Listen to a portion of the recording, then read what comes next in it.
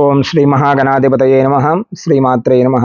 సంక్రాంత్రో యాని దత్తాని హవ్యక వ్యాని ధాతృభీతాని నిత్యం దదాత్కర్క పునర్జన్మని జన్మని. అందరికీ సంక్రాంతి శుభాకాంక్షలు. సంక్రాంతి అంటేనే అందరికీ కాంతులను వెదజల్లును అని అర్థం. మనకు ఉన్న పండుగలలో విశేషమైన పండుగ ఏమిట్రా అంటే సంక్రాంతి. ఎందుకంటే దీనిని పెద్దల పండుగ అని కూడా పిలుస్తారు. ఏ ఊరిలో ఉన్నా సరే పిల్లలు, అల్లుళ్ళు, పిల్లలు అందరూ కూడా ఒకటే చేరువలోకి చేరుకునే పండుగ ఈ సంక్రాంతి. మనకు పూర్వము నుండి కూడాను ఈ సంక్రాంతికి ఒక నానుడు ఉన్నది. ఏమిట్రా అంటే ఉత్తరాయణం దక్షిణాయనం అని రెండు భాగాలుగా చేస్తే సంవత్సరమును దక్షిణాయనం అంతా కూడాను రాత్రిగా భావన చేస్తారు దేవతలు, పగలంతా కూడాను ఉత్తరాయణంగా భావన అవుతుంది వారికి. కాబట్టి ఈరోజు సంక్రాంతి అంటే దేవతలకు ప్రాతకాలం అని. కాబట్టి ఈ ఉత్తరాయణంలో చేసే ఏ కార్యమైనా సరే అది పితృదేవతలకు వెళుతుందట. పితృదేవత అనుగ్రహత సిద్ధిరస్తు అంటారు కదా. పితృదేవతలకు ఇష్టమైనదే ఈ ఉత్తరాయణం అంతా కూడాను. ఎందుకంటే స్వర్గద్వారములు తెరుచుకునే రోజు ఈరోజు. అంతేకాకుండా ఈ దక్షిణాయనంలో చేసిన మనము ఈ జప తర్పణ హోమ దానాల ఫలితం అంతా కూడాను ఈ ఉత్తరాయణంలో మనకు కనబడుతుంది. ఏ కార్యమైతే మనం చేయాలి చేపట్టాలని అనుకున్నామో ఆ సంకల్పాలన్నీ కూడా నెరవేరే రోజు ఈ ఉత్తరాయణం అంతా కూడా మనకు జరుగుతుంది. ఎందుకంటే దేవతా ప్రతిష్టలు, గృహప్రవేశాలు, వివాహము ఇవన్నీ కూడాను ఉత్తరాయణంలో చేసుకుంటే మంచిది అని ఒక నానుడు కూడా ఉంది. అంతేకాకుండా ఈ సంక్రాంతి రోజు ఎవరైతే ఏ ఏ ధర్మాలు చేస్తారో ఇందాక చెప్పిన శ్లోకం ప్రకారంగా జన్మని ఇహ జన్మని పూర్వజన్మం, ఈ సంక్రాంతి రోజు ఎవరెవరు ఏ ఏ దానములను చేస్తారు ఆయా దానములు సప్తజన్మని వారికి 7 జన్మల పాటు వారు ఈ సమృద్ధిగా ఉంటుందట. అంటే మనకే కాదు మన తదనంతరం కూడా వారికి పుత్రులు, పౌత్రులు, సంతానానికి, సత్సంతానానికి కూడా ఈ సంపద అంతా కూడా వెళుతుంది. అంటే ఏం చేయాలి అనుకుంటున్నారా? మనకు ఏదైతే దానం అని చేయాలనుకుంటున్నామో అది ఏదైనా కానీ, ఏ పాలో పెరుగో, నాకు ఇంటిలో ఇది సమృద్ధిగా ఉంటే నేను ఆనందంగా ఉండాలి అని అనుకుంటున్నారో, ఉంటే బాగుంటుంది అని అనుకుంటున్నారో అది దానము చేయాలి. ఈ సంక్రాంతి రోజు మనము ధనమే కానీ, ధనము, వస్తువులు, కనకములు లేదండి మనకు అంత సంపద లేదు కదండి, మనం తక్కువ దానం ఇవ్వగలుగుతాము అంటే ఏదో ఒక దానమును తీసుకుని వెళ్ళి బ్రాహ్మణుడికి ఇచ్చి నమస్కారం చేసి ఆ పితృదేవత అనుగ్రహం పొందవాలని నమస్కారం చేసుకోవాలి. ఈ ఉత్తరాయణము భీష్ముడు తెలుసు కదా. ఆ భీష్ముడంతటి వాడు దక్షిణాయనంలో పోకూడదు అని చెప్పి అంపశయం మీద ఉత్తరాయణ పుణ్యకాలం వచ్చేంత వరకు కూడా ఎదురు చూశాడు. ఉత్తరాయణానికి అంత విశేషం ఉన్నది. ఏదో ఉత్తరాయణంలో పెడితే అంత ఈజీ కాదనుకుంటాను. ఉత్తరాయణంలో పెడితే సాక్షాత్తు మహావిష్ణువే వచ్చి వారికి స్వర్గలోకానికి తీసుకువెళతారట. అంతటి విశేషమైన ఈ ఉత్తరాయణ పుణ్యకాలం. అందుకే మకర సంక్రాంతి, సంక్రమణ అయ్యే సమయం ఇది అంతా కూడాను.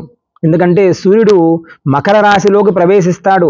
మకర రాశిలో ప్రవేశించినప్పటి నుండి ఒక్కొక్క జాతకం వివిధాలుగా మారిపోతూ ఉంది. కాబట్టి ఈ సంక్రాంతి అందరూ నిన్న భోగి రోజు సంపదంతా కూడా ఇంటికి వస్తుంది కదా. ఆ సంపదతో పాటు సంవత్సరం పాటు వారు తీసిపెట్టుకున్న ధాన్యము, కొద్దిగా వచ్చిన ధాన్యమును అమ్మి ఆ ధాన్యంతో వచ్చిన డబ్బును తీసిపెట్టుకొని ఈ సంవత్సరం పాటు ఆనందంగా జరుపుకుంటారు. కాబట్టి ఈ ఊరిలో ఆ ఊరు ఈ ఊరు అని తేడా లేకుండా ప్రతి ఊరిలో కూడాను ఆనందంగా జరుపుకునే పండుగ ఏమిటి అంటే సంక్రాంతి. మనకు సంక్రాంతి అనగా ముందుగా అందరికి గుర్తు వచ్చేది ఆనందంగా ఉండే రోజు. ఎందుకంటే పల్లెటూళ్ళల్లో హరిదాస కీర్తనలు అని ఉంటారు, చూసి ఉంటాను కదా. హరిదాస కీర్తనలు ఆ నందీశ్వరుడు అనగా ఎద్దు, ఆ ఎద్దును ఇంటికి తీసుకుని వచ్చి దానితో నాట్యం చేయించి గల్లు గల్లు అని దానితో గజ్జల శబ్దం చేయిస్తూ పాదాల మీద మన మీద ధన్యవాదములు చేస్తున్నట్టుగా ఆ గంగిరెద్దు వచ్చి నాట్యం చేసి, ఆ హరిదాస్ ఏమో నెత్తిన కడవ పెట్టుకొని ఉన్నట్టుగా అమృత భాండములు పెట్టుకొని ఉన్నట్టుగా ఉంటాడు. వచ్చి కాస్త ధాన్యం వేయండి అంటే, ధాన్యం అంటే ఏమిటి? మన ఇంటిలో సంపదను అడుగుతున్నాడు. మన పూర్వీకులు ఏమి చేసినా సరే ఏదో ఒక కారణం లేకుండా చేయరు. ఏదో వచ్చాడు హరిదాస్ వచ్చాడు వాడికి ఏదో వేసి పంపిద్దాము అలా కాదు. వారు పెద్దలు ఏది చెప్పినా సరే అది మనకు ఎంతో అమృత భాండములు. అందుకే హరిదాసు అమృత భాండం నెత్తిన పెట్టుకొని వెళతాడు. భాండము అనగా కుండ అంటాం కదా. ఆ భాండమును పెట్టుకుని వెళుతూ ఉన్నాడు. ఆ భాండములో నాకు సంపదంతా కూడా, నా సంపద, నా సత్సంతానమంతా కూడా ఆనందముగా ఐశ్వర్యంగా ఉండాలని చెప్పి మనకు శక్తి కొలది ఆ దక్షిణ వేస్తాము. ఆ గంగిరెద్దు ఏమో దక్షిణ తీసుకున్నట్టుగా ఇలా తల ఊపుతూ ఉంటాడు.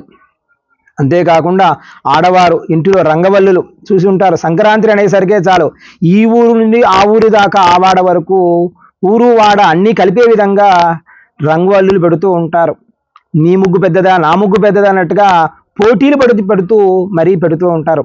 అది కూడా పల్లెటూళ్ళలో చాలా ఆనందకరంగా ఉంటుంది చూడడానికి. అలాగే సూర్యోదయం లేచి స్వామికి నమస్కారం చేసి ఆ ఉత్తరాయణంలో పుణ్యకాలంలో వచ్చిన సూర్య భగవానుడికి ప్రాతస్మరణం చేసి స్వామికి నమస్కారం చేసి, తండ్రి సూర్య భగవానుడా, నన్ను నా సంతానాన్ని ఆరోగ్యంగా ఉంచు.